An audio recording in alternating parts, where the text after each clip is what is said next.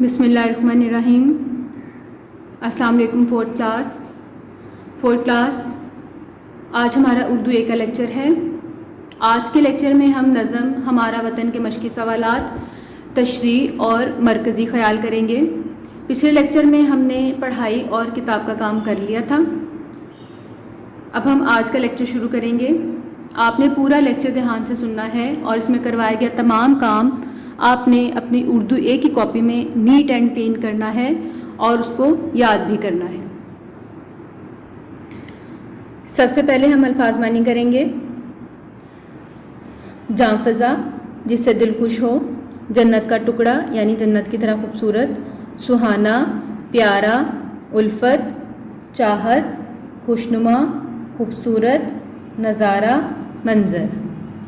آپ نے یہ الفاظ معنی یاد کرنے ہیں اور اپنی کاپی میں ان کو نیٹ اینڈ کلین لکھنا بھی ہے۔ اب ہم بیٹا کریں گے الفاظ جملے۔ سب سے پہلے آپ سوال لکھیں گی، جملے بنائیں، پھر الفاظ اور جملے۔ جاں فضا، ہمارے شہر کے نظارے بہت جاں فضا ہیں یعنی جس سے انسان خوش ہو۔ جنت کا ٹکڑا، میرا وطن جنت کے ٹکڑے کی مانند ہے یعنی میرا وطن جو ہے جنت کے ٹکڑے کی طرح ہے۔ سہانا، آج کل کراچی کا موسم بہت سہانا ہے۔ الفت، اس کا مطلب ہوتا ہے محبت، مجھے اپنے دادا دادی سے بہت الفت ہے۔ خوشنما یعنی خوبصورت، جناب باغ میں خوشنما پودے لگے ہوئے تھے۔ نظارہ، مجھے سمندر کا نظارہ بہت اچھا لگتا ہے۔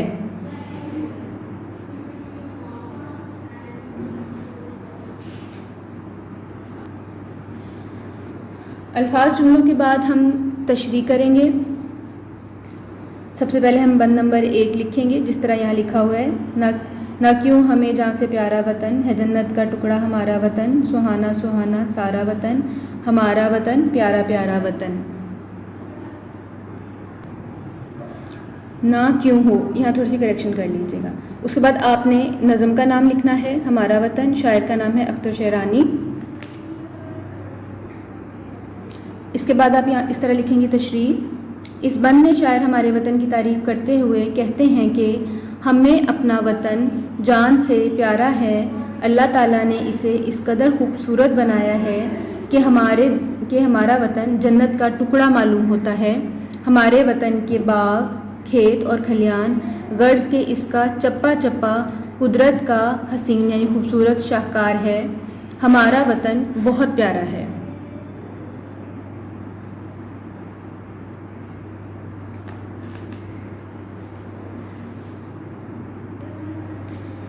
بند نمبر 2 ہے، پہاڑ اس کے ہیں جاں فضا کس قدر، سما اس کا ہے خوشنما کس قدر، ہے جنت کا گویا نظارہ وطن، ہمارا وطن پیارا پیارا وطن۔ نظم کا نام ہوگا ہمارا وطن اور اس کے بعد آپ شاعر کا نام لکھیں گی اختر شیرانی۔ اس کے بعد اس کی تشریح کریں گے۔ اس بند میں شاعر ہمارے پیارے وطن کی تعریف بیان کرتے ہوئے کہتے ہیں کہ اس کے پہاڑ بہت خوبصورت اور ہمارے ملک کے منظر دلکش ہیں، جیسے پہاڑ، صحرا، جنگلات۔ ان کی دلکشی اور خوبصورتی دیکھنے والے کو مسحور کر دیتی ہے یعنی اپنے سحر میں اپنے جادو میں اس کو جکڑ لیتے ہیں، یعنی دیکھنے والا یہ خوبصورتی دیکھ کر اتنا متاثر ہوتا ہے کہ وہ خدا کے حمد و ثنا بیان کیے بغیر نہیں رہ سکتا، اور ساتھ ساتھ اپنے ملک کی بھی تعریف کرتا ہے اور اللہ تعالیٰ کا شکر بھی ادا کرتا ہے کہ اللہ تعالیٰ نے ہمارے ملک کو اس قدر حسین اور خوبصورت بنایا ہے۔ ہمارا وطن جنت کا نظارہ معلوم ہوتا ہے، ہمارا وطن بہت پیارا ہے۔ جنت کا نظارہ یعنی جس طرح اللہ تعالیٰ نے جنت کو انتہائی خوبصورت بنایا ہے، اسی طرح اللہ تعالیٰ نے ہمارے ملک پاکستان کو بھی خوبصورتی بخشی ہے، جسے دیکھ کر یوں لگتا ہے کہ جیسے یہ عام کوئی ملک نہیں ہے جو اس زمین پر ہے۔ ہمارا وطن جو ہے وہ جنت کا ایک ٹکڑا ہے جسے دیکھ کر جنت کا احساس ہوتا ہے۔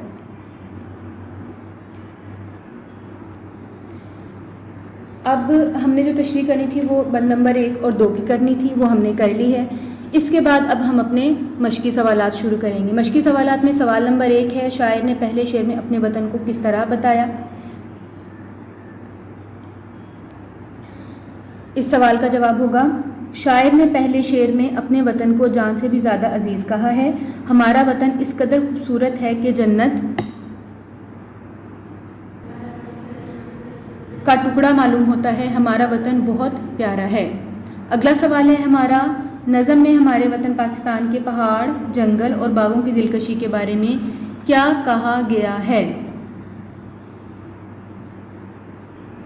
اس کا جواب ہوگا، نظم میں ہمارے وطن پاکستان کے پہاڑوں کو بہت خوبصورت، جنگلوں کو ہرا بھرا اور باغوں کو حسین مناظر سے بھرپور کہا گیا ہے۔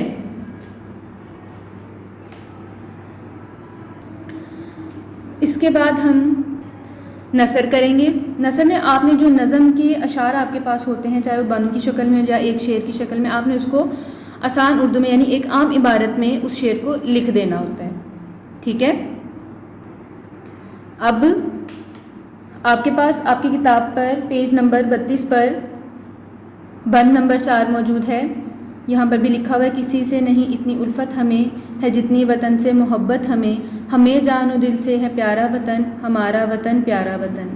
آپ نے اس کو سادی عبارت میں لکھ دینا ہے، ہمیں کسی سے اتنی الفت نہیں جتنی ہمیں اپنے وطن سے محبت ہے، ہمارا وطن ہمیں جان و دل سے بھی پیارا ہے، یہ ہمارا وطن بہت پیارا ہے۔ آپ نے اس کی تشریح نہیں کرنی، تشریح کرنا اور ہوتی ہے اور نثر کچھ اور ہوتی ہے۔ تشریح میں آپ نے اس کو آسان اردو میں تفصیل سے اس کا مطلب بتانا ہوتا ہے، لیکن نثر میں آپ نے صرف اس کو سادی عبارت میں لکھ دینا ہوتا ہے۔ اس کے بعد آپ کی کتاب میں کچھ محاورات دیے گئے ہیں، آپ نے ان کے معنی تلاش کرنے ہیں اور ان محاورات کو جملوں میں استعمال کرنا ہے۔ سب سے پہلے ہے ہمارا محاورہ جان کو آنا یعنی لڑنا۔ عالیہ تو ہر وقت میری جان کو آئی رہتی ہے۔ جان بچانا، زندگی بچانا۔ علی نے آج ایک ڈوبتے ہوئے لڑکے کی جان بچائی۔ جان پھنسنا یعنی مشکل میں ہونا۔ آج کل امتحان میں میری جان پھنسی ہوئی ہے۔ دیکھیے، جان دینا، قربانی دینا۔ ہماری بہادر فوج جان دینے سے دریغ نہیں کرتی یعنی پیچھے نہیں ہٹتی۔ جان ڈالنا، خوبصورتی بڑھانا۔ حنا نے تصویر میں ایسے رنگ بھرے گویا جان ڈال دی ہو۔ جان جانا یعنی کام سے کترانا، کسی بھی کام سے بچنا۔ علی کی نہانے سے جان جاتی ہے۔ اس کے بعد ہمارا آخری محاورہ ہے جان سے پیارا یعنی بہت عزیز ہونا۔ ہمیں اپنا وطن جان سے پیارا ہے۔ محاورات کے بعد بیٹا ہم کریں گے اس نظم کا مرکزی خیال۔ اس نظم میں شاعر نے اپنے وطن کی تعریف بیان کرتے ہوئے کہا ہے کہ ہمیں اپنا وطن جان سے بھی زیادہ پیارا ہے۔ اس کے پہاڑ، باغ، الغرض اس وطن کا چپا چپا اس قدر حسین ہے کہ جنت کا ٹکڑا معلوم ہوتا ہے، اس لیے ہمیں اپنے وطن سے بہت محبت ہے۔